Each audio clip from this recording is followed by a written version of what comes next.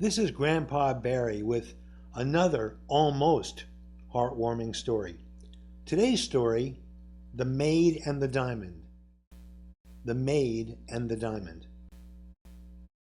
Elena Rodriguez was a hard-working house cleaner who came to New York from a poor village in Guatemala.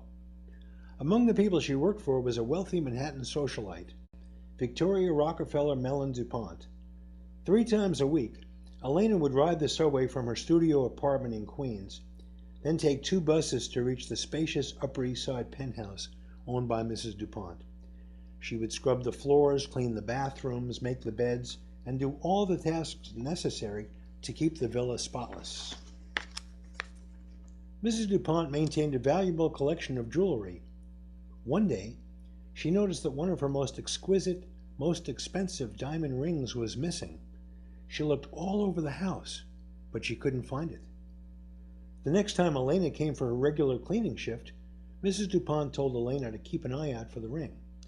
And while Elena was down on her hands and knees cleaning behind the master bed, she noticed a reflection that seemed to be coming from a small crack in the floor.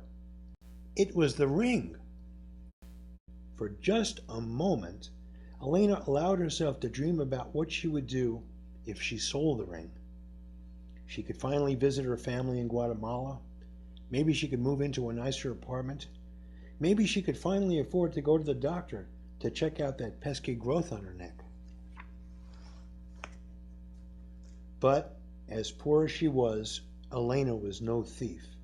She went straight to Mrs. DuPont with the ring. Mrs. DuPont was overjoyed.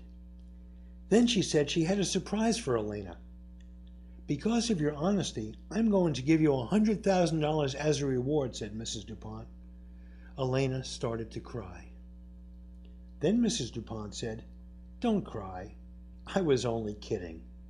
But you can go home an hour early today." The moral of the story.